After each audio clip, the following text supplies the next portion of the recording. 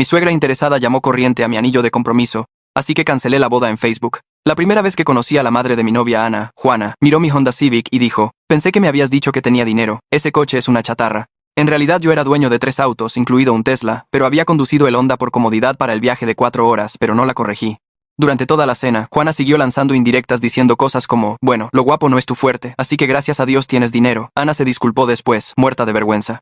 En cada visita, Juana mencionaba cómo mi dinero era la única razón por la que Ana estaba conmigo. Una vez exploté y le dije que podría quemar cada peso mañana y ella todavía me amaría. Juana se quedó callada después de eso y durante meses fue agradable. Pensé que finalmente había aceptado que yo amaba genuinamente a su hija. El mes pasado, le propuse matrimonio a Ana en los Alpes suizos, al atardecer, con el anillo exacto que ella había descrito querer, un solitario simple, clásico y elegante.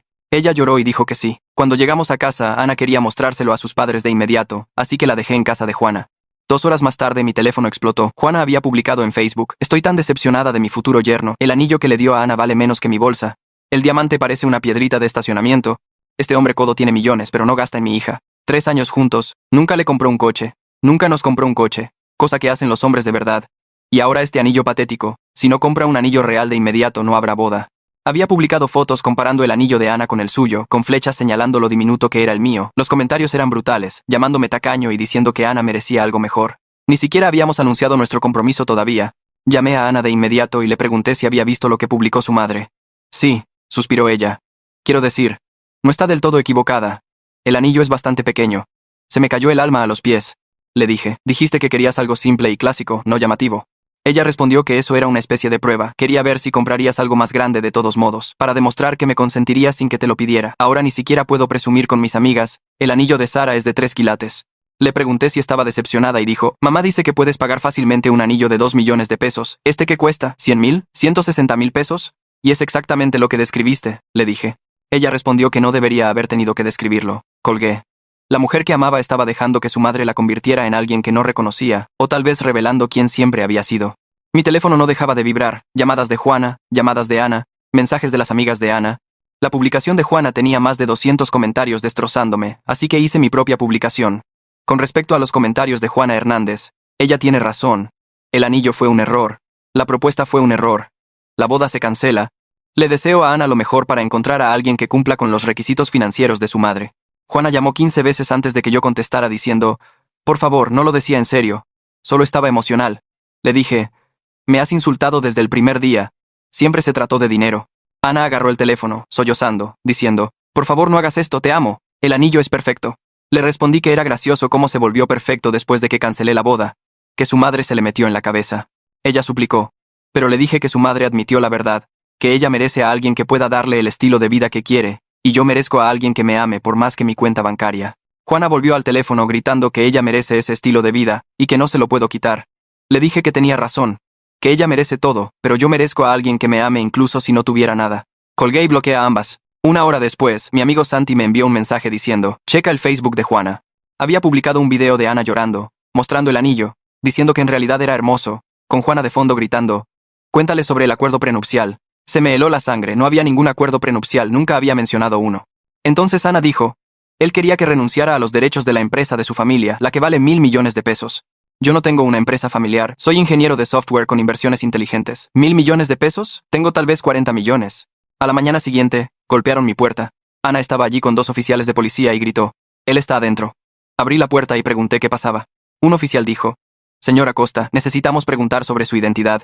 Ana se adelantó gritando, deja de mentir, Juana contrató a un investigador privado, lo sabemos todo. El segundo oficial sacó una foto y preguntó, señor, ¿puede explicar por qué alguien que coincide con su descripción fue reportado muerto en Monterrey hace 15 años? Miré la foto, era yo, más joven, pero el nombre decía Alfonso Kim, certificado de defunción fechado en 2009. Dije que eso era imposible, que soy Miguel Acosta, siempre he sido Miguel Acosta. Ana se rió con amargura y dijo, revisen su hombro izquierdo.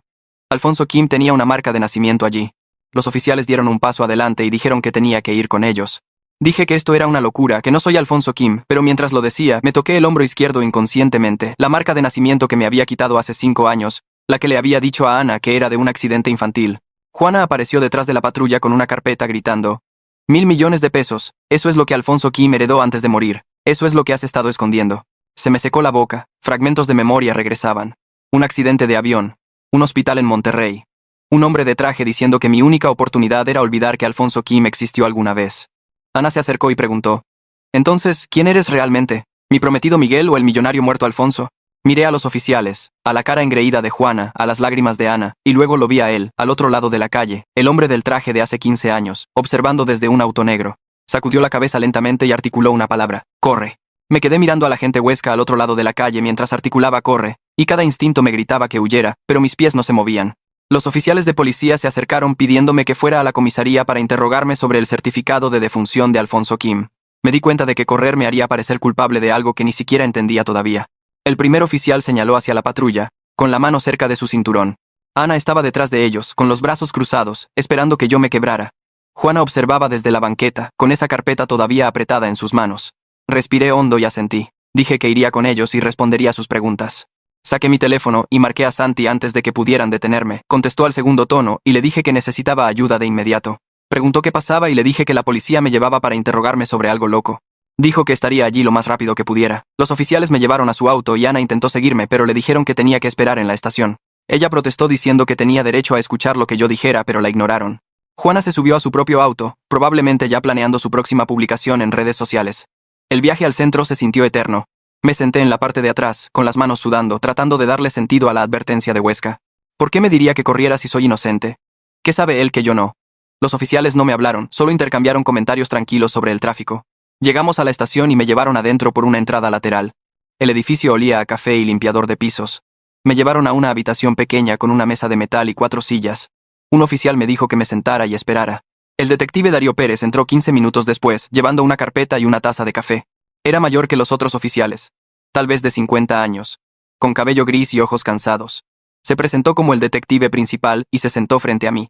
Me hizo preguntas básicas sobre mis antecedentes, de dónde soy, cuánto tiempo he vivido en la ciudad. Su tono era curioso, no enojado. Respondí todo honestamente. Nací en Guadalajara, me mudé aquí hace 6 años por trabajo, he sido ingeniero de software durante 8 años. Él tomó notas en un bloc amarillo. Santi llegó en 30 minutos, un poco sin aliento, y una abogada lo siguió.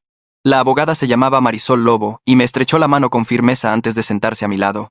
Le preguntó a Darío sobre qué me estaban interrogando, y él le mostró la foto del certificado de defunción. Ella la examinó cuidadosamente, y luego me miró.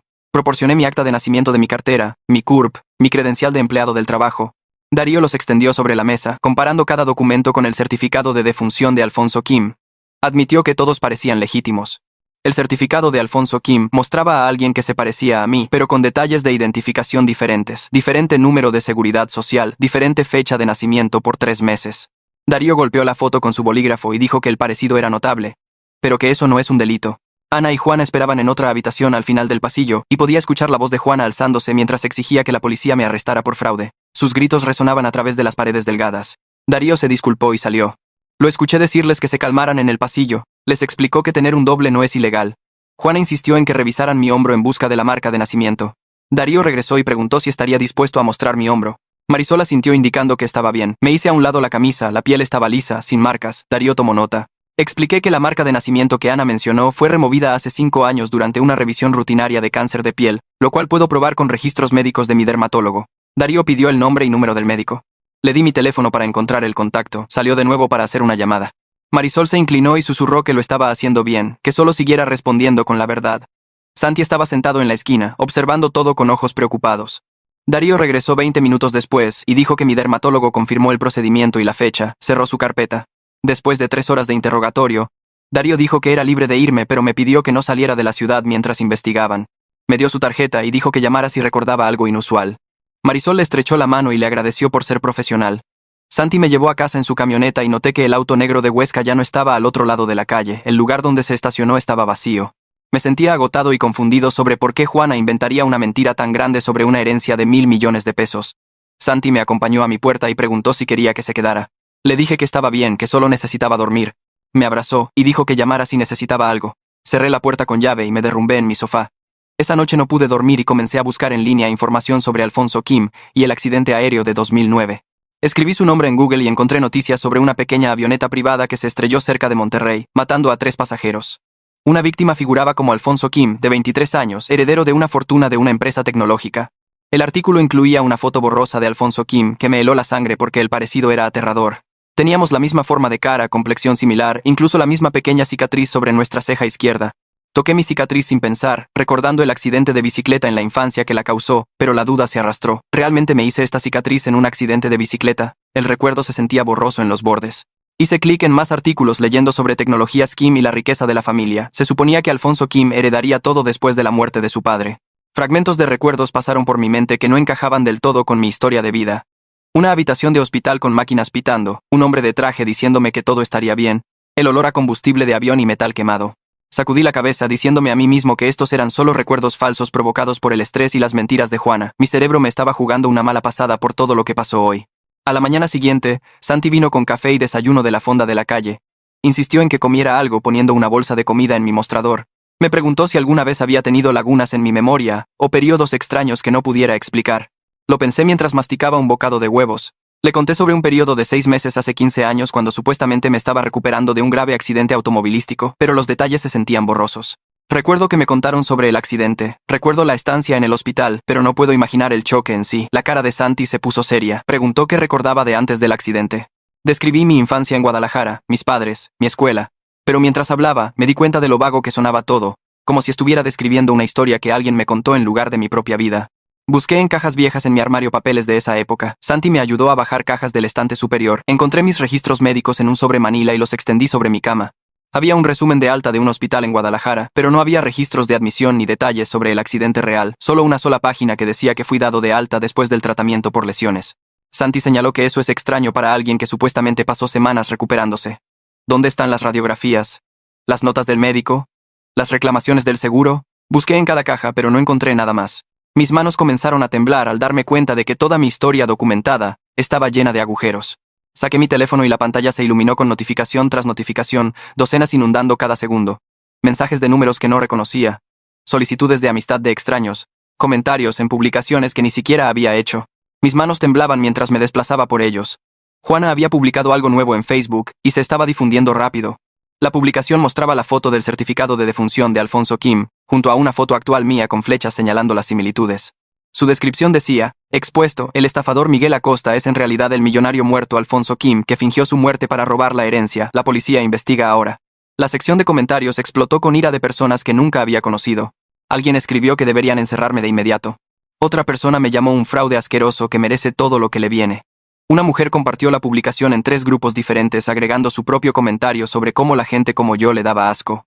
Seguí desplazándome y encontré cosas peores, extraños discutiendo dónde vivo y trabajo, alguien publicando mi dirección con una nota que decía, aquí es donde vive el fraude. Se me revolvió el estómago al darme cuenta de que cientos de personas ahora creían saber la verdad sobre mí, y todos estaban convencidos de que soy un criminal. Santi se acercó y puso su mano en mi hombro preguntando si estaba bien. Ni siquiera pude responder porque otra ola de mensajes llegó a mi teléfono. Alguien creó un hashtag sobre mí. La gente estaba compartiendo la publicación de Juana en todas partes. Un blog de noticias ya lo había retomado con un titular sobre el misterioso caso del heredero muerto que volvió a la vida. Levanté la vista de mi teléfono y miré por la ventana necesitando un descanso de la pantalla. Fue entonces cuando lo vi. El auto negro estaba de vuelta estacionado en el mismo lugar exacto al otro lado de la calle donde estaba ayer. Huesca estaba sentado al volante observando mi edificio. Santi notó que estaba mirando fijamente y preguntó qué estaba viendo. Señalé hacia el auto sin decir nada. Santi entrecerró los ojos a través de la ventana y preguntó quién era. Antes de que pudiera explicar, Huesca abrió la puerta de su auto y salió a la banqueta. Miró directamente a mi ventana haciendo contacto visual conmigo incluso desde esta distancia, luego comenzó a caminar hacia la entrada de mi edificio. Mi corazón latía con fuerza mientras lo veía cruzar la calle. Santi preguntó de nuevo quién era ese hombre, con voz más urgente ahora. Le dije que era el tipo de ayer, el que me dijo que corriera. Los ojos de Santi se abrieron mucho y preguntó si debíamos llamar a la policía. Sacudí la cabeza porque ya no sabía qué pensar.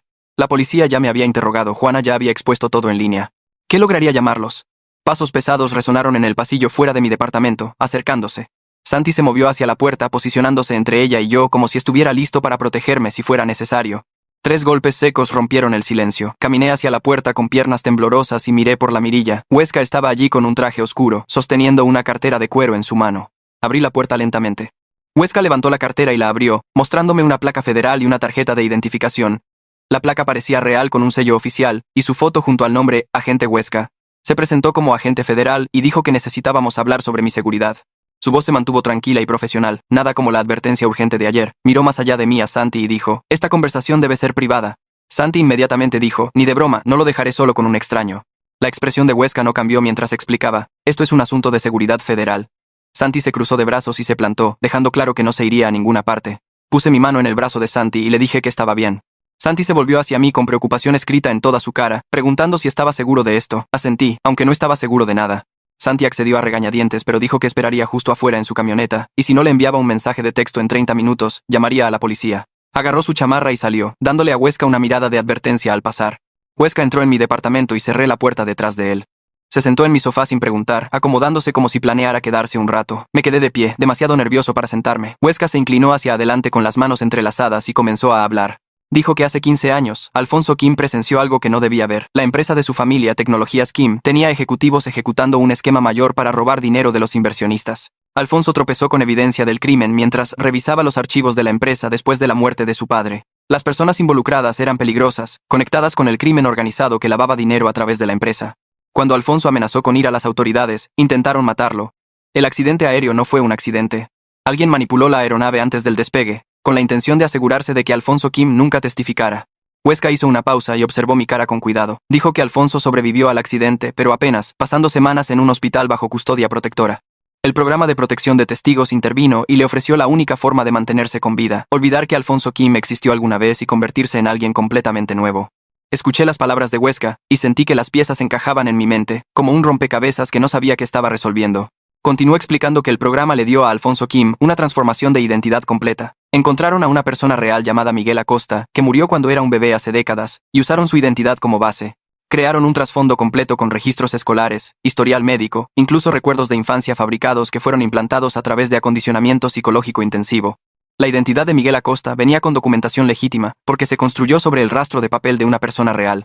Cada registro, cada identificación, cada rastro de la existencia de Miguel Acosta fue cuidadosamente construido por expertos federales para ser completamente a prueba de balas.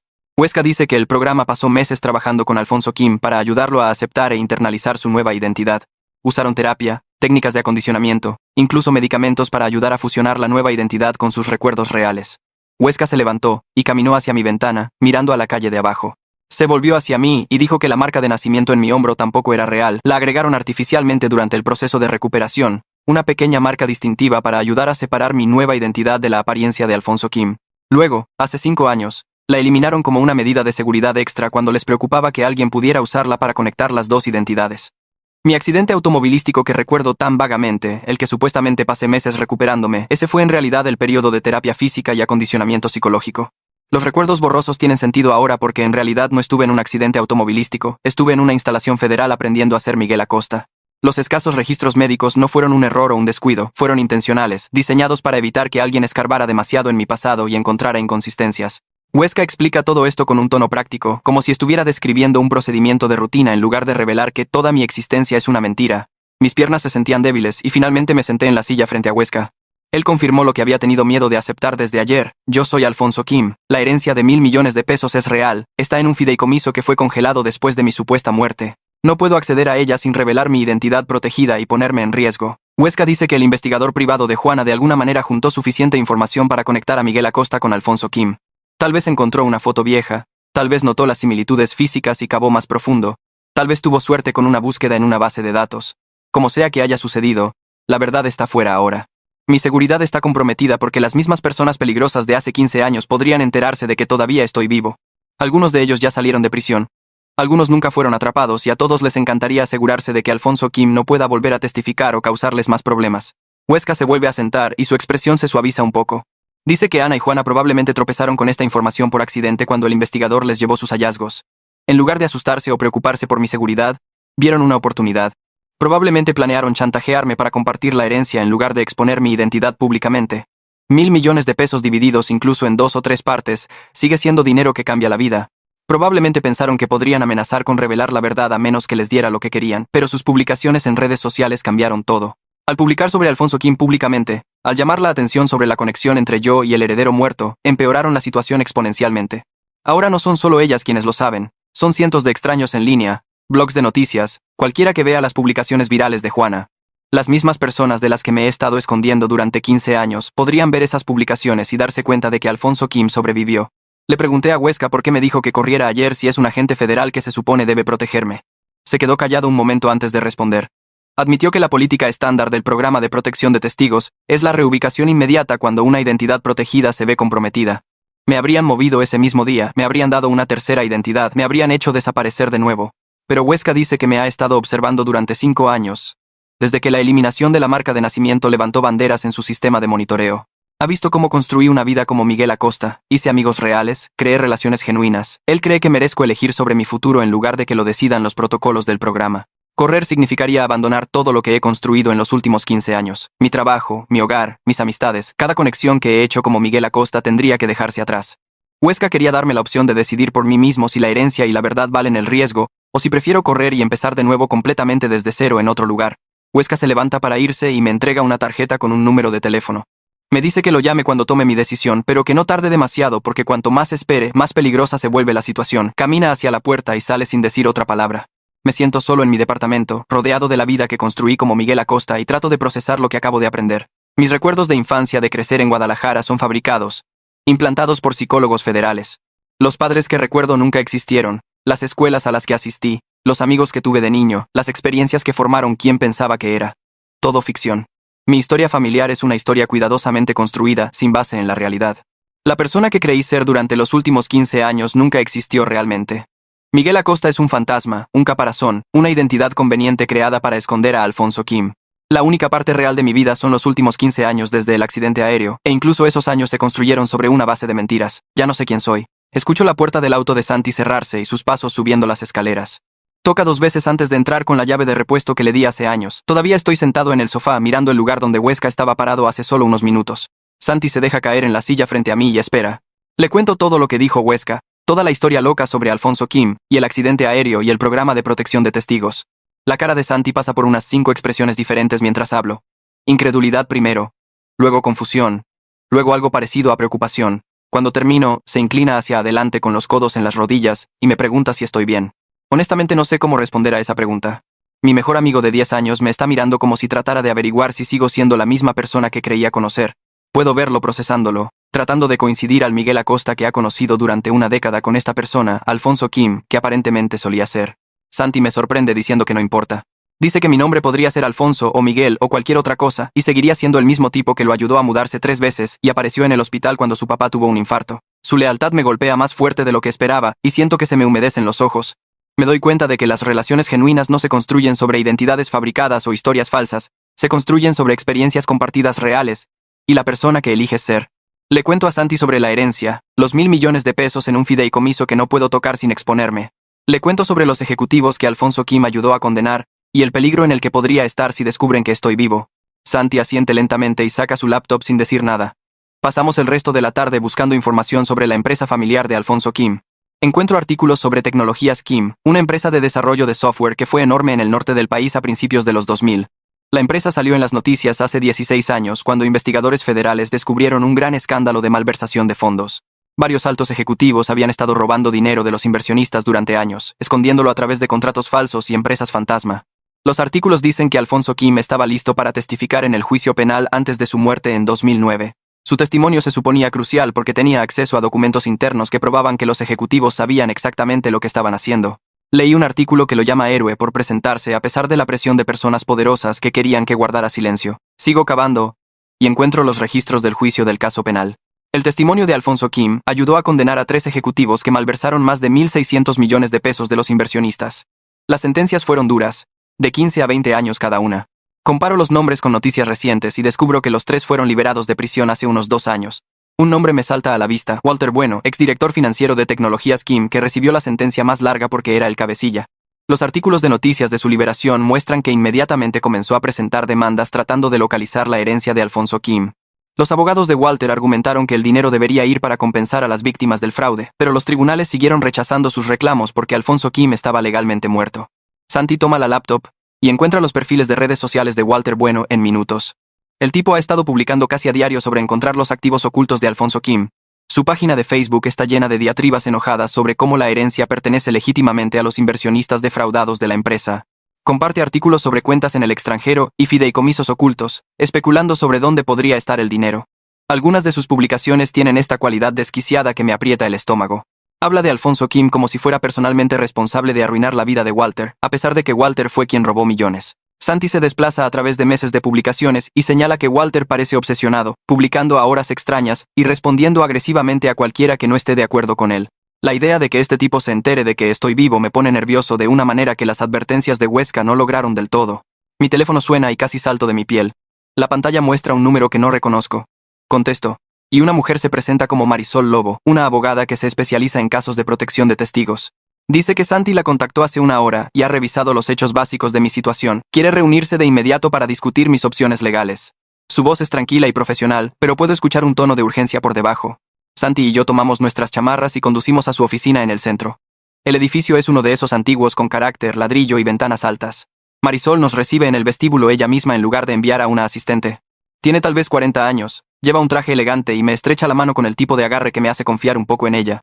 Marisol nos lleva a una sala de conferencias con vista a la ciudad y cierra la puerta. Se sienta frente a nosotros y va directo al grano. Explica que estoy en una situación legal única porque mi identidad como Miguel Acosta es técnicamente legítima, aunque fue creada por el gobierno federal. Los documentos son reales, la CURP es válida, todo cuadra en papel.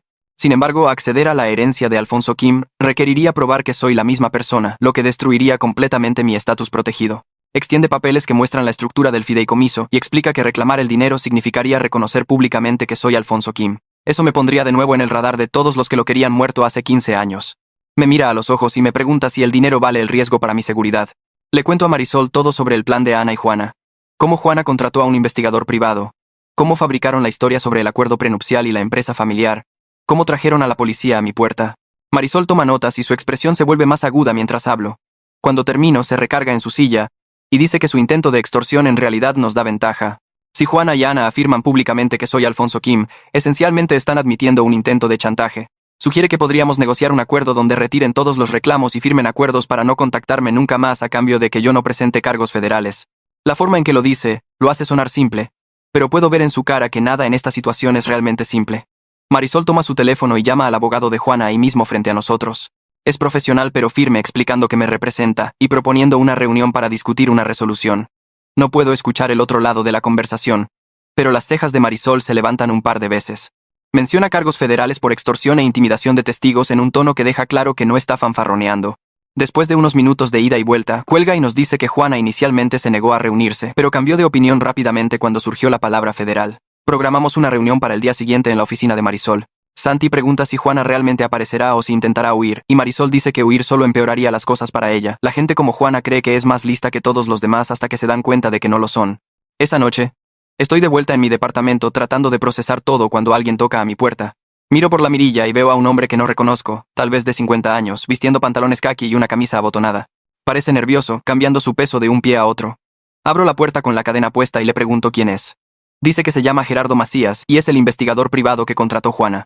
Mi primer instinto es cerrar la puerta de golpe, pero algo en lo ansioso que se ve me hace pausar. Dice que necesita advertirme que el plan de Juana va más profundo de lo que sé. Quito la cadena y lo dejo entrar.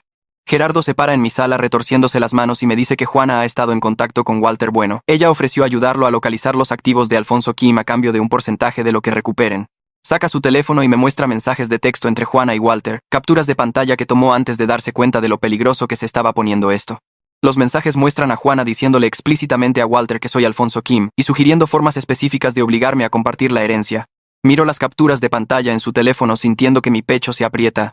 Los mensajes entre Juana y Walter están ahí en blanco y negro mostrando exactamente cómo planeaba usarme. Gerardo sigue desplazándose mostrándome más evidencia y cada mensaje nuevo me hace sentir más enfermo. Saca una carpeta de su bolsa y me la entrega diciendo que hizo copias de todo porque sabía que esto estaba mal.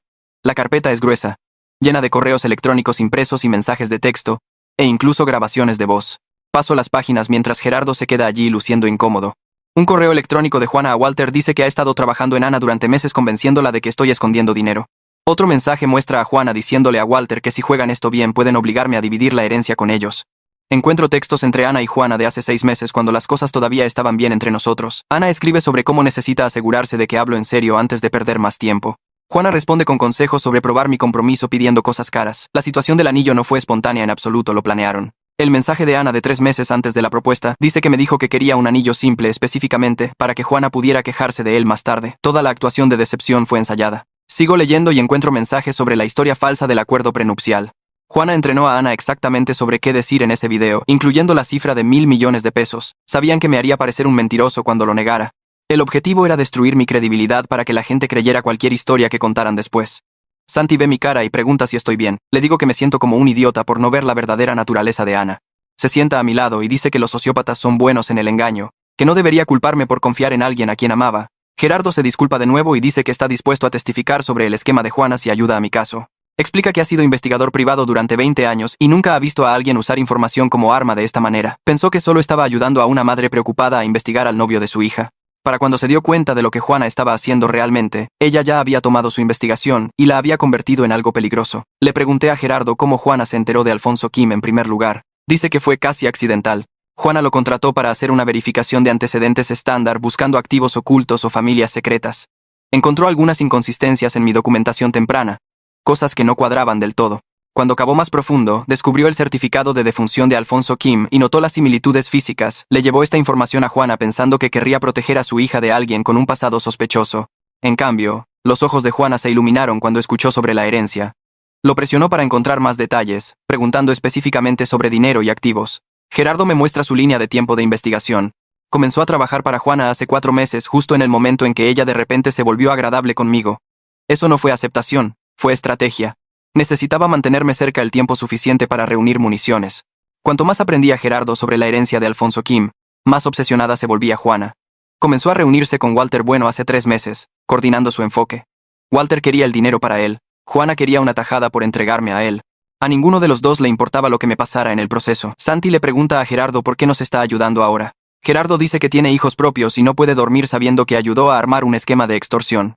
Está dispuesto a perder a Juana como cliente y arriesgar su reputación si eso significa hacer lo correcto. Miro a este hombre, que es básicamente un extraño, y me siento agradecido de que al menos alguien involucrado en este lío tenga conciencia.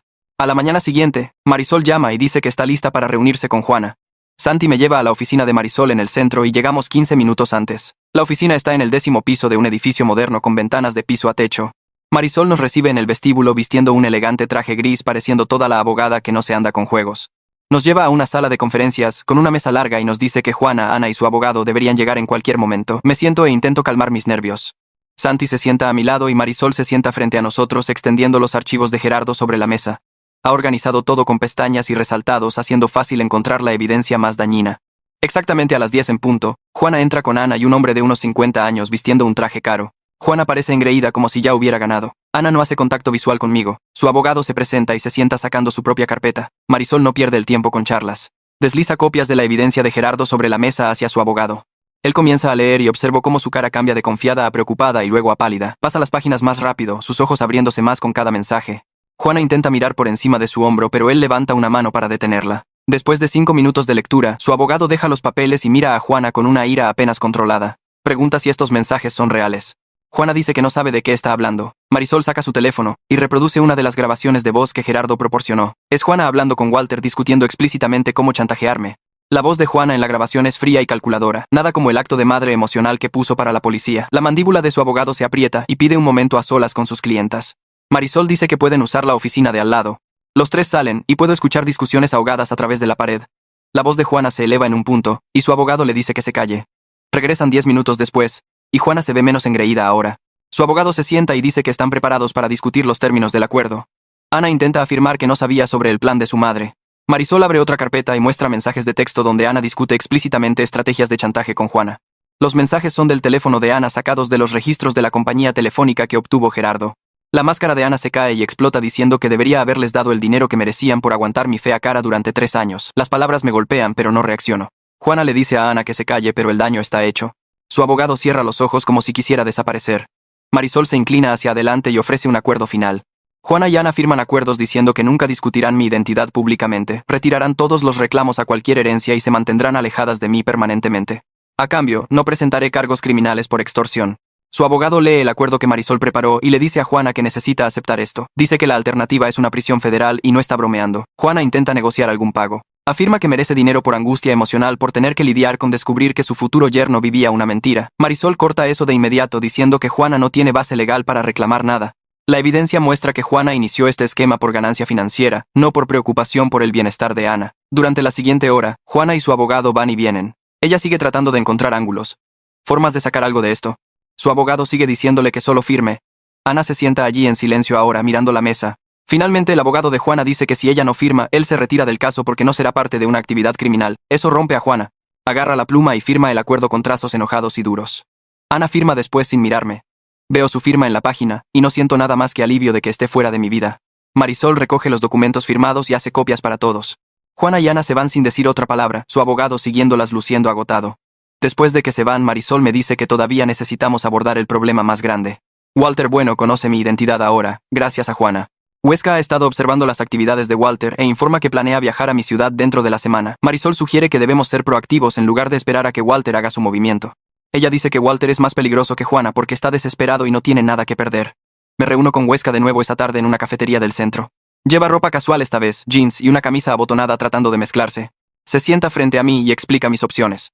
El programa de protección de testigos puede reubicarme, darme una identidad completamente nueva, empezar de nuevo en otro lugar, pero tendría que abandonar a Miguel Acosta por completo y convertirme en alguien nuevo por tercera vez. Todo lo que he construido en los últimos 15 años desaparecería. La alternativa es salir públicamente como Alfonso Kim, reclamar la herencia y lidiar con lo que venga después. Huesca dice, si te haces público, tendrías recursos para protegerte. La herencia de 1.000 millones de pesos podría pagar seguridad, abogados, lo que necesites. Pero también me convertiría en un objetivo para Walter y cualquier otro que piense que merece ese dinero. Ninguna opción se siente bien. Estaría huyendo de nuevo o pintando un blanco en mi espalda. Santi argumenta que no debería tener que seguir corriendo. Dice que me he estado escondiendo durante 15 años por crímenes que otras personas cometieron. Walter y esos ejecutivos robaron dinero e intentaron matarme. ¿Por qué debería tener que pasar toda mi vida mirando por encima del hombro por lo que ellos hicieron? Él piensa que debería reclamar mi identidad como Alfonso Kim, obtener la herencia a la que tengo derecho legalmente y usar esos recursos para protegerme. Marisol está de acuerdo en que este enfoque podría funcionar, pero advierte que será complicado y potencialmente peligroso. Walter luchará contra el reclamo de herencia. Otras personas podrían presentarse diciendo que merecen el dinero, la atención de los medios será intensa. Estaría renunciando a cualquier oportunidad de una vida normal y tranquila. Pero ella también dice, vivir con miedo no es realmente vivir. Tengo derecho a mi propia identidad y a mi propia herencia. Pasé los siguientes 2 días solo en mi departamento, dándole vueltas a todo en mi mente. La oferta de Huesca de reubicarme seguía resonando en mis pensamientos, la promesa de un nuevo comienzo en algún lugar nuevo con una tercera identidad, pero estaba cansado de correr. Miguel Acosta había sido una mentira. Una persona fabricada creada para mantener vivo a Alfonso Kim. Había pasado 15 años fingiendo ser alguien que nunca existió, construyendo relaciones sobre una base de recuerdos falsos y papeleo gubernamental. Cada amistad, cada trabajo, cada momento de mi vida se había construido sobre una historia que el programa de protección de testigos escribió para mí. Juana y Ana habían expuesto la verdad de la peor manera posible. Pero tal vez me habían hecho un favor. No podía seguir viviendo como un fantasma. Walter venía por la herencia, me escondiera o no, y correr solo significaría dejar que tomara lo que era legalmente mío. Los 1.000 millones de pesos ya no eran sobre el dinero. Se trataba de reclamar mi identidad real. La persona que había sido antes de que el accidente aéreo intentara matarme. Llamé a Marisol esa noche y le dije que quería seguir adelante.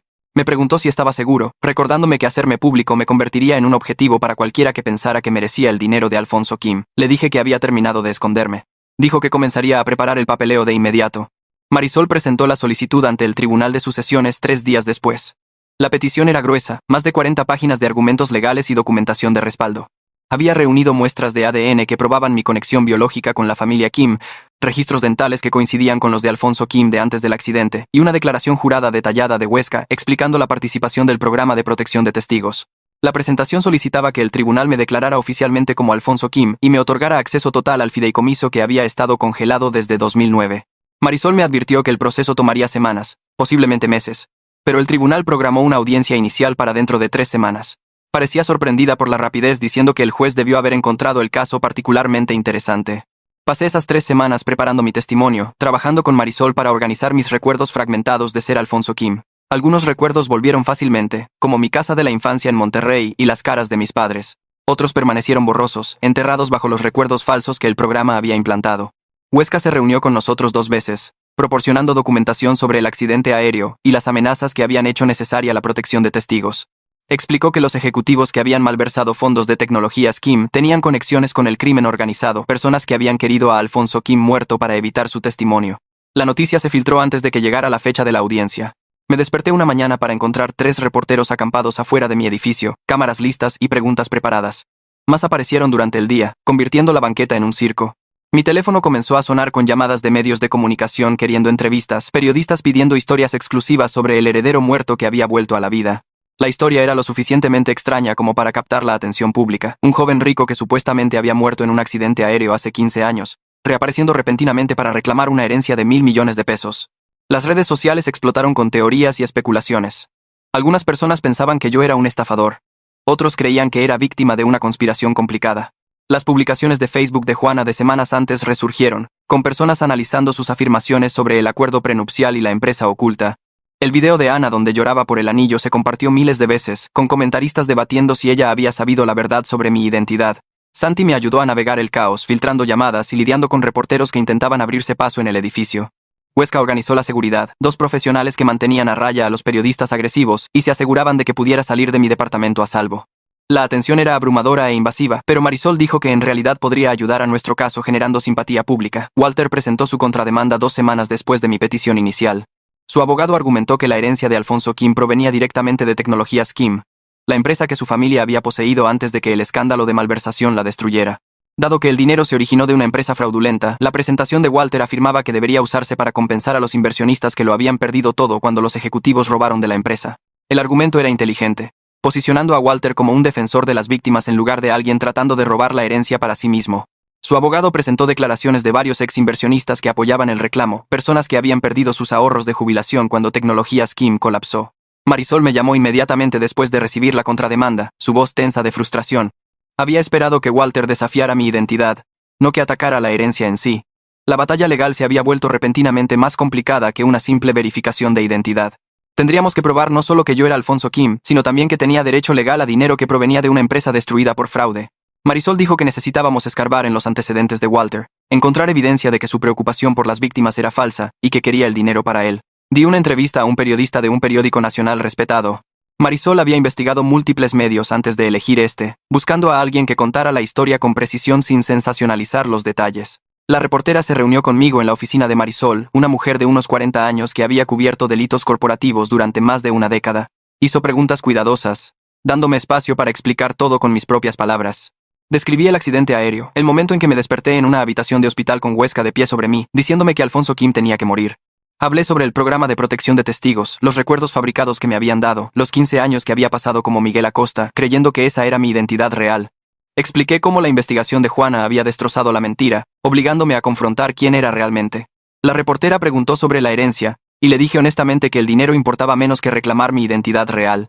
Había vivido como un fantasma durante 15 años, y estaba cansado de fingir ser alguien que nunca existió. El artículo salió 3 días después, un reportaje largo con el titular El hombre que murió 2 veces. Fue justo y comprensivo, presentándome como alguien que había sobrevivido a un intento de asesinato y pasado años escondido sin tener culpa. La respuesta pública fue mayormente positiva, con personas comentando que merecía tanto seguridad como acceso a mi propia herencia. Algunos escépticos todavía afirmaban que estaba ejecutando una estafa, pero la mayoría parecía apoyar mi caso. Walter respondió con su propia campaña mediática en días. Dio entrevistas a múltiples medios, elaborando cuidadosamente su imagen como un criminal reformado que busca justicia para las víctimas de fraude. Habló sobre su tiempo en prisión, afirmando que había pasado años reflexionando sobre sus errores y queriendo enmendarse. Su historia lo retrataba como alguien que había sido atrapado en el esquema de malversación, pero que había cambiado genuinamente, y ahora quería usar la herencia de Alfonso Kim para compensar a las personas que habían sido lastimadas por el fraude. La narrativa era convincente, pintándome como un heredero rico tratando de quedarse con dinero que legítimamente pertenecía a las víctimas. Walter dio entrevistas emocionales donde hablaba de inversionistas que habían perdido sus casas, jubilados que habían visto desaparecer sus ahorros, familias destruidas por el colapso financiero de Tecnologías Kim. Convenientemente omitió su propio papel en la malversación, el hecho de que había sido uno de los ejecutivos que realmente robaron el dinero. Marisol trabajó con un investigador privado para examinar los registros financieros de Walter, buscando evidencia que expusiera sus verdaderas motivaciones. Descubrieron que había estado viviendo muy por encima de sus posibilidades desde que salió de prisión, rentando departamentos caros y conduciendo autos de lujo, a pesar de no tener una fuente legítima de ingresos. Los registros bancarios mostraban depósitos sospechosos que sugerían que todavía estaba involucrado en delitos financieros. Marisol compiló todo en un informe detallado, probando que Walter quería la herencia para sí mismo, no para ninguna víctima. La audiencia de sucesión llegó en una mañana fría a principios de noviembre. Marisol, Santi y yo entramos al juzgado juntos, abriéndonos paso entre una multitud de reporteros y cámaras. La sala del tribunal era formal e intimidante, con paneles de madera oscura y un techo alto que hacía eco a cada sonido. La juez era una mujer de unos 60 años con ojos agudos y una expresión de no tolerar tonterías. Walter se sentó al otro lado del pasillo con su abogado, un hombre engominado en un traje caro que parecía confiado y preparado. La audiencia comenzó con Marisol presentando nuestra evidencia. Llevó a la juez a través de los resultados de ADN, los registros dentales, la declaración jurada de Huesca sobre el programa de protección de testigos, y mi propio testimonio sobre mis recuerdos fragmentados. Subí al estrado y describí todo lo que podía recordar sobre ser Alfonso Kim, la casa en Monterrey donde había crecido, las caras de mis padres, el terror del accidente aéreo y despertar en una cama de hospital. Hablé sobre los 15 años como Miguel Acosta.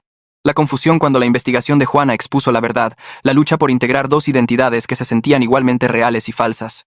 El abogado de Walter me interrogó agresivamente, tratando de encontrar agujeros en mi historia y sugerir que estaba inventando todo para robar dinero. Preguntó, ¿por qué no podía recordar ciertos detalles? ¿Por qué algunos recuerdos eran claros mientras otros permanecían borrosos? Me mantuve calmado y expliqué que el programa de protección de testigos había creado deliberadamente lagunas y recuerdos falsos para hacer mi nueva identidad más creíble. Marisol objetó múltiples veces cuando las preguntas se volvieron demasiado hostiles, y la juez sostuvo la mayoría de sus objeciones. Huesca testificó después, sus credenciales federales dando peso a todo lo que decía. Explicó los protocolos del programa de protección de testigos, las razones por las que le habían dado a Alfonso Kim una nueva identidad y las amenazas continuas que habían hecho necesario el programa. Confirmó definitivamente que yo era Alfonso Kim, que cada pieza de evidencia apoyaba mi reclamo de identidad. El abogado de Walter intentó desacreditar a Huesca, sugiriendo que el programa de protección de testigos había cometido errores o que Huesca estaba mintiendo para proteger una operación fallida. Huesca permaneció profesional e inquebrantable, refutando tranquilamente cada acusación con hechos documentados. La fiscal federal, que originalmente había manejado mi caso hace 16 años, subió al estrado después de Huesca. Era mayor ahora, su cabello completamente gris, pero recordaba claramente el caso de Tecnologías Kim. Testificó sobre el esquema de malversación, las amenazas contra la vida de Alfonso Kim y su recomendación de que entrara en protección de testigos. Describió el accidente aéreo como un intento deliberado de asesinato, no un accidente, y explicó por qué el programa había sido esencial para mi supervivencia. Su testimonio fue poderoso y convincente, respaldado por registros judiciales y archivos de investigación del caso original. La juez escuchó atentamente, tomando notas y haciendo preguntas ocasionales. El abogado de Walter intentó cambiar el enfoque de mi identidad a la cuestión de si merecía la herencia, pero la juez cortó eso y dijo que abordarían el tema del dinero después de establecer mi identidad. Walter subió al estrado por la tarde y su testimonio se desmoronó casi de inmediato bajo el interrogatorio de Marisol. Ella comenzó con preguntas simples sobre su papel en Tecnologías Kim, haciéndolo admitir que había sido un ejecutivo senior con acceso a las finanzas de la empresa. Luego lo llevó a través del esquema de malversación, obligándolo a reconocer que se había beneficiado personalmente del fraude. Walter intentó afirmar que había sido un actor menor que quedó atrapado en algo más grande, pero Marisol presentó correos electrónicos y registros financieros probando que había sido uno de los arquitectos principales del esquema. Mostró evidencia del dinero que había robado, las cuentas en el extranjero que había usado para esconderlo y las mentiras que había dicho para cubrir sus huellas. La cara de Walter se puso roja mientras Marisol destruía sistemáticamente su credibilidad. Preguntó sobre su situación financiera actual y Walter afirmó que vivía modestamente con ingresos legítimos. Marisol presentó el informe del investigador mostrando su estilo de vida costoso y depósitos bancarios sospechosos. Preguntó si Walter tenía alguna prueba de que realmente había ayudado a las víctimas de fraude en los años desde su liberación de prisión. Walter no pudo proporcionar ninguna evidencia. La pregunta final de Marisol fue devastadora, preguntando a Walter directamente si quería la herencia de Alfonso Kim para compensar a las víctimas o para enriquecerse él mismo. Walter tartamudeó y evitó responder y la juez le ordenó que respondiera. Finalmente admitió que creía que merecía compensación por su tiempo en prisión, revelando su verdadera motivación. La juez tomó un breve receso antes de entregar su fallo. Cuando regresó me miró directamente y dijo que la evidencia probaba abrumadoramente que yo era Alfonso Kim. Me declaró legalmente Alfonso Kim y me otorgó acceso total al fideicomiso de herencia, efectivo inmediatamente. Sin embargo, también ordenó que una parte de los fondos se reservara para la compensación legítima de las víctimas, dinero que iría a los inversionistas que lo habían perdido todo en el fraude de Tecnologías Kim. La cantidad se determinaría a través de un proceso separado, pero estimó que sería alrededor de 200 millones de pesos. Asentí, de acuerdo con la decisión porque esas personas habían sido lastimadas por crímenes que yo no había cometido pero de los que me había beneficiado indirectamente. La cara de Walter se puso morada de rabia cuando la juez desestimó su contrademanda por completo. Ella criticó su intento de usar a las víctimas de fraude como escudo para su propia codicia y le advirtió que cualquier otro desafío legal sería visto como acoso. Walter se levantó abruptamente, tirando su silla y salió furioso de la sala del tribunal sin decir una palabra. Su abogado reunió sus papeles rápidamente y lo siguió. Marisol apretó mi hombro, el alivio evidente en su cara. Huesca se acercó a mí mientras la gente salía de la sala, su expresión seria a pesar de la victoria. Me apartó y dijo que necesitaba tener cuidado porque Walter podría intentar algo desesperado ahora que lo había perdido todo. Pasé los siguientes 2 días en una niebla extraña, esperando que algo sucediera. La advertencia de Huesca seguía sonando en mi cabeza, poniéndome nervioso cada vez que escuchaba pasos en el pasillo. Santi se quedó la primera noche, durmiendo en mi sofá con un bate de béisbol a su lado como si eso realmente ayudara contra alguien lo suficientemente desesperado como para irrumpir en un edificio. La segunda noche estaba solo, mirando mi teléfono a las 2 de la mañana cuando escuché gritos afuera. Salté y miré por la ventana para ver a Walter siendo sometido en el suelo por 2 guardias de seguridad que Huesca había estacionado alrededor del edificio. Walter gritaba algo sobre su dinero, sus derechos, cómo le robé todo. Uno de los guardias lo tenía en una llave de brazo mientras el otro llamaba a la policía. La cara de Walter estaba roja y retorcida de rabia, escupiendo mientras gritaba. Observé desde 6 pisos arriba mientras las patrullas llegaban con sus luces parpadeando. Darío apareció, probablemente porque había estado siguiendo los movimientos de Walter desde la audiencia judicial. Walter intentó pelear cuando le pusieron las esposas, pateando a un oficial antes de que controlaran sus piernas. Todo el asunto tomó tal vez 10 minutos de principio a fin. Darío miró hacia mi ventana después y me dio un pequeño asentimiento antes de que subieran a Walter en la parte trasera de una patrulla. Le envié un mensaje a Huesca para agradecerle por la seguridad. Respondió de inmediato, a pesar de que eran más de las 2 de la mañana, diciendo que Walter había estado observando mi edificio durante horas antes de intentar entrar. Marisol me llamó a la mañana siguiente para decirme que Walter fue acusado de allanamiento criminal, intento de robo y violación de la orden de restricción que ella había presentado justo después del fallo judicial. Sonaba satisfecha, tal vez incluso un poco engreída. La juez no iba a ser indulgente esta vez porque Walter había demostrado que no podía controlarse. Marisol estimó que le darían al menos 3 años, tal vez 5 si el fiscal presionaba. Sentí que el alivio me inundaba. Esta sensación física como si alguien me hubiera quitado un peso pesado de los hombros. Walter no podía hacerme daño desde la prisión. La herencia era mía, legal y completamente. Juana y Ana estaban atadas por acuerdos de confidencialidad que serían estúpidas si violaran. Por primera vez en meses, podía respirar realmente sin sentir que algo terrible estaba a punto de suceder. Marisol sugirió que comenzara a ver a un terapeuta para procesar todo, y supe que tenía razón. Santi había estado diciendo lo mismo durante semanas. Encontré a alguien que se especializaba en problemas de identidad y trauma. Una mujer con buenas reseñas que había trabajado con otras personas en situaciones complicadas. Su consultorio estaba en un edificio tranquilo en el centro, plantas por todas partes y una iluminación suave que se sentía relajante. Se presentó y me pidió que le contara por qué estaba allí. Empecé a hablar y no pude parar durante casi la hora completa. Le conté sobre ser Alfonso, convertirme en Miguel, el desastre del compromiso, la batalla judicial, todo saliendo en este flujo desordenado. Ella escuchó sin interrumpir, tomando notas ocasionalmente pero mayormente solo prestando atención de una manera que me hizo sentir escuchado. Al final dijo algo que se me quedó grabado. Me dijo que no tenía que elegir entre Alfonso y Miguel porque ambos eran partes de quien yo era. El trauma del accidente aéreo y la protección de testigos crearon a Miguel, pero las experiencias y recuerdos de Alfonso todavía estaban allí debajo. La integración era posible, dijo. Podía honrar ambas identidades en lugar de tratar de matar una para salvar a la otra. Programé citas semanales y me fui sintiéndome más ligero de lo que me había sentido en meses. El trabajo iba a ser duro, me advirtió. Pero valdría la pena. Santi organizó una pequeña fiesta en su casa el fin de semana siguiente para celebrar la victoria judicial y el arresto de Walter. Solo unos pocos amigos cercanos que me habían apoyado a través de todo. Personas que conocían toda la historia y no me juzgaban por ella. Alguien trajo un pastel que decía, «Bienvenido de vuelta Alfonso», con Miguel escrito debajo en letras más pequeñas. Todos se rieron y Santi hizo un brindis por mi resurrección de entre los muertos. Preguntaron qué iba a hacer con la herencia, si compraría una mansión o un yate, o algo ridículo. Les conté sobre la idea de la fundación en la que había estado pensando durante semanas. Quería ayudar a otras personas que habían pasado por protección de testigos, personas luchando con los mismos problemas de identidad y falta de apoyo que yo había experimentado. La mayor parte del dinero iría hacia eso, expliqué. Asistencia financiera para personas tratando de reconstruir sus vidas, apoyo legal para situaciones complicadas, servicios de consejería para el daño psicológico que viene con los cambios de identidad forzados. Mis amigos se quedaron callados por un momento. Luego alguien dijo que era la cosa más Miguel que posiblemente podría hacer con el dinero de Alfonso. Santi parecía orgulloso, lo que me hizo sentir bien. Pasamos el resto de la noche jugando y riendo. Cosas normales de amigos que se sentían preciosas después de meses de drama legal y caos emocional. Me fui a casa esa noche, sintiéndome conectado con la gente de una manera que no lo había hecho desde antes de Ana. Marisol me ayudó a establecer la fundación durante las siguientes semanas, manejando todo el papeleo legal y la estructura organizacional. Aceptó servir en la junta directiva junto con Santi y algunas otras personas con experiencia relevante. Nos reuníamos regularmente para planificar las áreas de enfoque de la fundación y cómo proporcionaríamos servicios, asistencia financiera para educación, capacitación laboral, depósitos de vivienda, cosas que darían a las personas estabilidad real, apoyo legal para cambios de nombre, problemas de verificación de identidad, batallas de custodia complicadas por el estatus protegido, servicios de consejería a través de una red de terapeutas que entendían el trauma y la integración de identidad. El trabajo se sentía significativo de una manera que mi ingeniería de software nunca lo había hecho. Estaba tomando algo doloroso de mi propia experiencia y usándolo para ayudar a otros a evitar las mismas luchas. Marisol dijo que la fundación podría ayudar a cientos de personas a lo largo de los años si lo hacíamos bien. Contratamos un pequeño personal, establecimos una oficina, creamos procesos de solicitud para personas que buscaban ayuda. Cada decisión se sentía importante, como si estuviéramos construyendo algo que nos sobreviviría a ambos. Pasé horas revisando solicitudes de personas cuyas historias me rompieron el corazón. Madres solteras que habían perdido la custodia porque no podían probar que su nueva identidad era real, adultos jóvenes saliendo de la protección sin apoyo familiar ni recursos, personas sufriendo de depresión y ansiedad porque habían perdido a todos los que amaban para mantener su seguridad. Comenzamos a aprobar subvenciones y ver el impacto inmediato. Una mujer nos envió una tarjeta de agradecimiento diciendo que nuestra asistencia de vivienda la salvó de la falta de hogar. Un hombre escribió que nuestro apoyo legal lo ayudó a reconectarse con sus hijos después de 5 años de separación. La fundación se convirtió en el centro de mi vida de la mejor manera posible.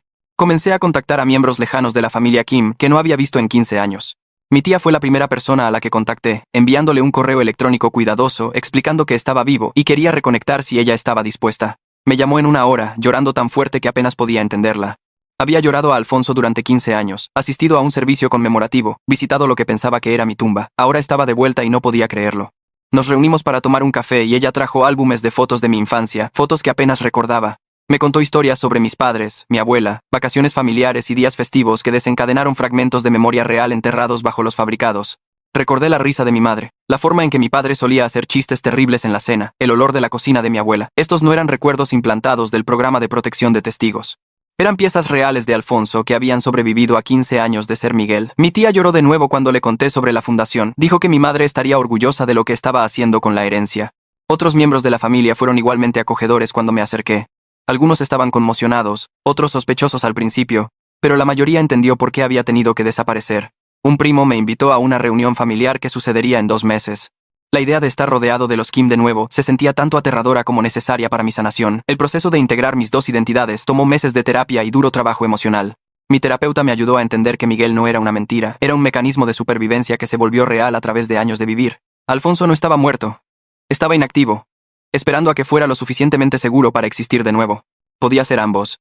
Podía honrar las experiencias y relaciones que había construido como Miguel, mientras reclamaba la historia y las conexiones familiares que pertenecían a Alfonso. Trabajamos a través de la ira que sentía por tener mi identidad robada, el dolor por la vida que Alfonso perdió, el miedo de que nunca me sentiría completo de nuevo. Algunas sesiones me dejaron agotado y en carne viva. Otras me dieron claridad que nunca había tenido antes. 6 meses después de la terapia, tomé la decisión de cambiar legalmente mi nombre a Miguel Alfonso Kim. Mi terapeuta dijo que esto representaba una aceptación saludable de mi identidad completa en lugar de rechazar cualquiera de las 2 mitades. El papeleo tomó semanas, pero cuando el juez aprobó el cambio de nombre, sentí que algo encajaba en su lugar dentro de mí. Ya no estaba eligiendo entre 2 personas. Me estaba convirtiendo en una persona completa que había sobrevivido a algo traumático y salido más fuerte. Mi terapeuta sonrió cuando le conté sobre el cambio de nombre y dijo que había hecho el trabajo duro de integración que muchas personas nunca logran. Huesca se reportaba periódicamente durante los siguientes meses, generalmente solo un mensaje de texto preguntando cómo estaba. Se había convertido en algo así como un amigo lejano, alguien que entendía mi situación de una manera que la mayoría de la gente no podía. Una tarde, pasó por mi departamento, y nos sentamos en mi balcón bebiendo café. Me dijo que las personas que originalmente amenazaron a Alfonso estaban muertas o en prisión. Los criminales corporativos de tecnologías Kim habían muerto en su mayoría de vejez o problemas de salud. Los pocos que quedaban vivos eran demasiado viejos y enfermos para ser amenazas. El arresto de Walter había cerrado el último peligro real para mi seguridad.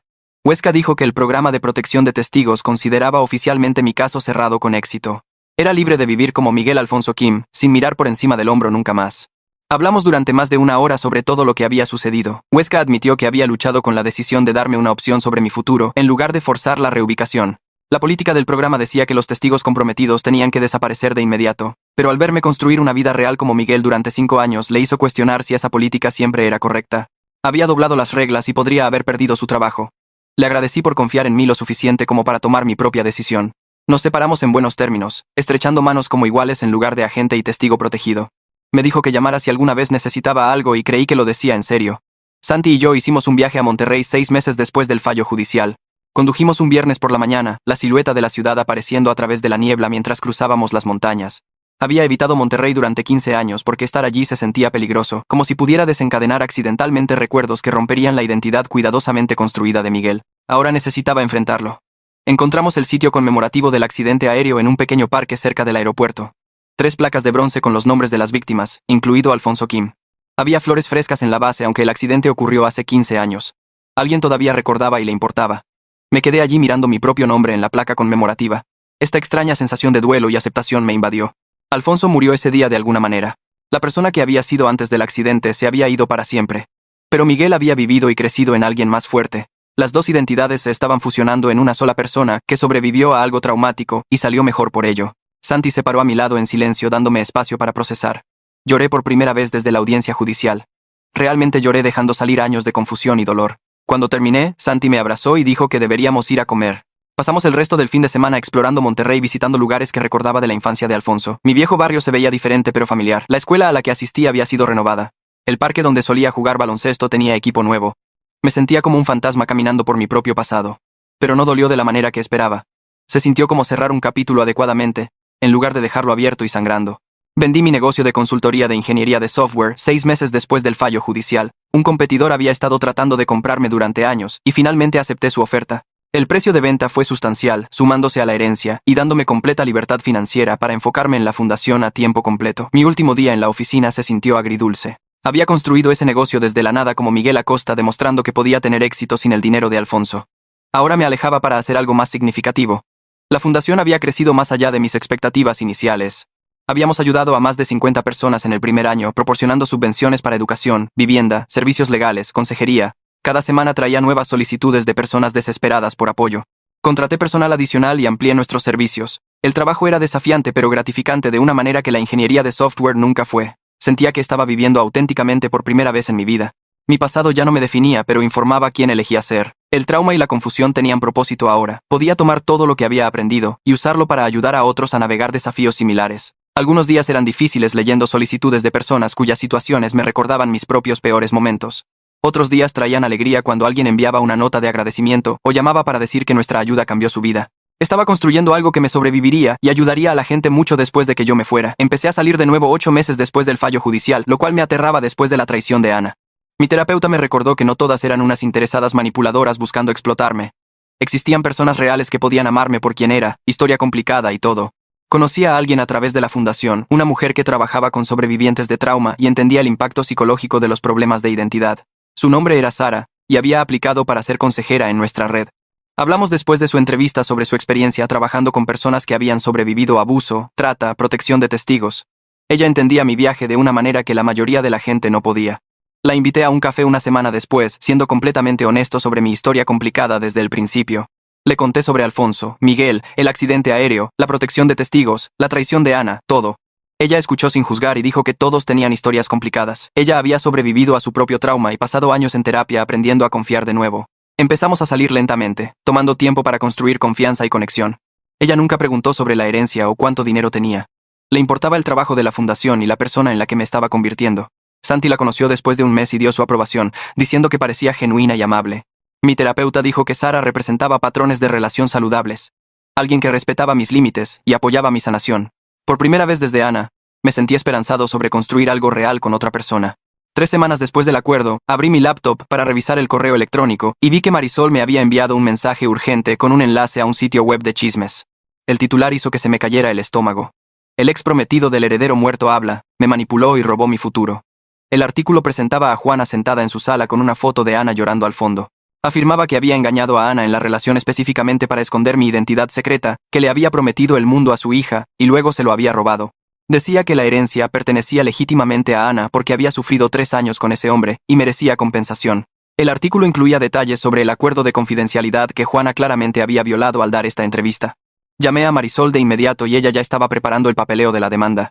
Dijo que el abogado de Juana probablemente le aconsejaría llegar a un acuerdo rápidamente porque violar un contrato de confidencialidad tan descaradamente no dejaba espacio para defensa. Los procedimientos legales se movieron más rápido de lo que esperaba. El abogado de Juana contactó a Marisol en 2 días prácticamente rogando negociar un acuerdo antes de que presentáramos en la corte. Marisol presionó fuerte exigiendo daños sustanciales por el incumplimiento de contrato y la angustia emocional que el acoso continuo de Juana causaba. Juana intentó argumentar que no podía pagar la cantidad que pedíamos, pero Marisol había hecho su tarea y sabía que Juana había heredado dinero recientemente de un pariente.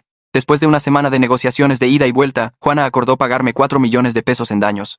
Firmé los papeles del acuerdo e inmediatamente transferí la cantidad total a la fundación. Usar la malicia de Juana para ayudar a personas que nunca le importaron se sintió como el tipo correcto de justicia.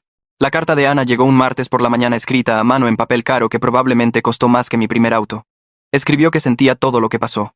Que su madre la había manipulado para creer que estaba escondiendo dinero que debería haber sido de ellas. Afirmó que no entendió la extensión completa del esquema de Juana hasta después del acuerdo, cuando su madre admitió que había estado planeando todo desde el momento en que Ana me presentó. La carta seguía por 3 páginas explicando cómo Juana la había entrenado sobre qué decir, cómo actuar decepcionada por el anillo, cómo hacerse la víctima. Ana dijo que realmente me amó en algún momento antes de que su madre envenenara todo con codicia. Me rogó que la llamara para que pudiéramos hablar sobre lo que pasó. Leí la carta 2 veces sintiendo nada más que agotamiento. La llevé a mi sesión de terapia esa tarde y mi terapeuta preguntó cómo me sentía sobre la disculpa de Ana. Dije que no sabía si creía que era genuina o solo otro intento de manipulación. Mi terapeuta me ayudó a entender que en realidad no importaba si Ana era sincera porque no le debía el perdón de ninguna manera. Ella había tomado decisiones que me lastimaron profundamente independientemente de la influencia de su madre. Algunas relaciones se rompen de maneras que no se pueden arreglar y tratar de repararlas solo causa más daño. Puse la carta en un cajón y nunca respondí. Ana envió 2 cartas más durante el siguiente mes, cada una más desesperada que la anterior. Las tiré sin leerlas. Mi terapeuta dijo que eso era establecer límites saludables protegiéndome de alguien que había demostrado que no se podía confiar en ella. La fundación creció mucho más allá de lo que había imaginado cuando Marisol y yo comenzamos a planearla. Para el final del primer año habíamos ayudado a 53 personas que habían dejado el programa de protección de testigos y luchaban por reconstruir sus vidas. Proporcionamos becas de educación para personas que querían terminar títulos que habían comenzado antes de entrar en protección. Cubrimos depósitos de vivienda para aquellos que no podían pagar el primer y último mes de renta con sus nuevas identidades. Pagamos servicios legales cuando la gente necesitaba ayuda para navegar el complicado proceso de reclamar partes de sus vidas pasadas. Las historias que la gente compartió conmigo fueron desgarradoras e inspiradoras en igual medida.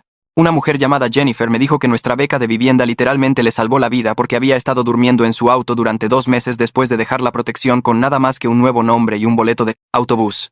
Un hombre llamado Roberto dijo que nuestra beca de educación le permitió terminar su título de ingeniería, lo que llevó a un trabajo que mantuvo a su familia por primera vez en 5 años. Cada nota de agradecimiento y llamada telefónica me recordaba por qué este trabajo importaba. Estas eran personas reales que habían sacrificado todo para hacer lo correcto al igual que yo, y la sociedad básicamente los había abandonado una vez que su testimonio ya no era necesario. La fundación les dio la oportunidad de reconstruir con dignidad en lugar de solo sobrevivir.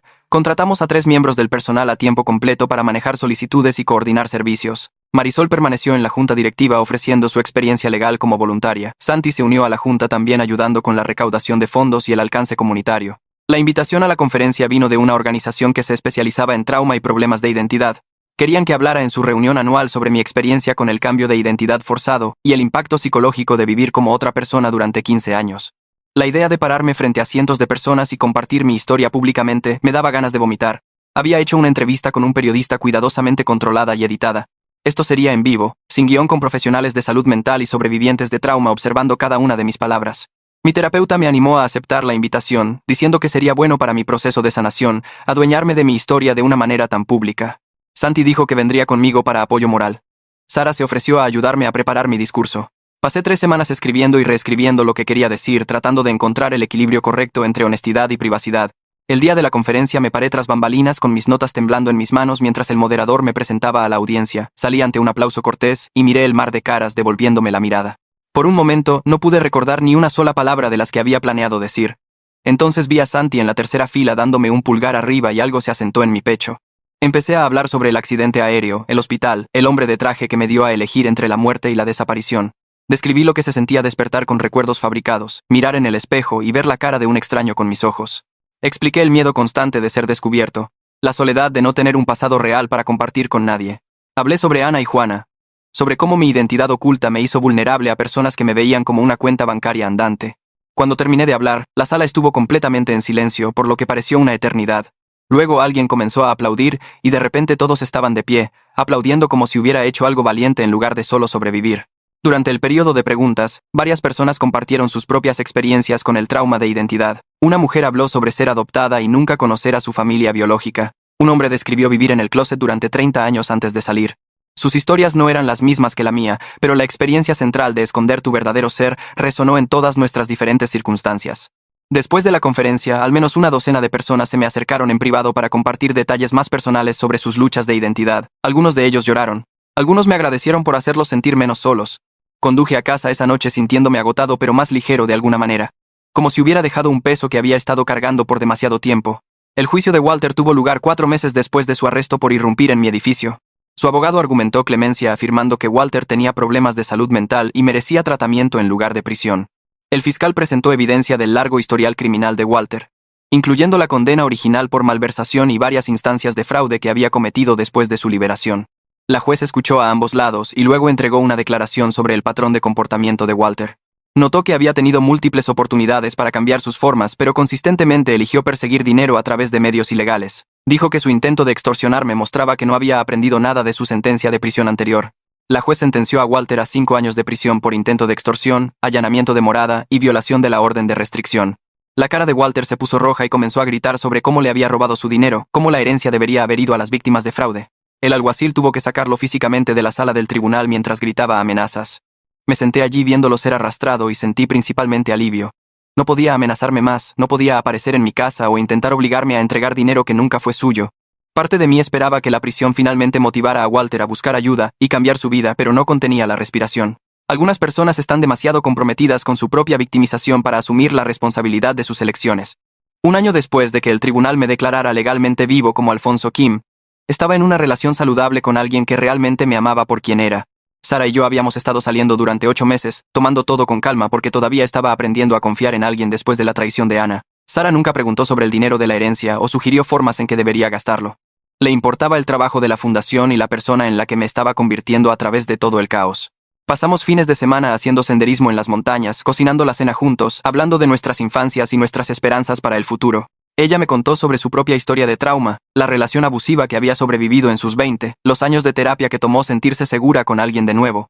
Entendíamos la precaución del otro, la forma en que ambos necesitábamos movernos con cuidado a través de las primeras etapas de construir algo real. Santi la conoció para cenar una noche y dio su aprobación después.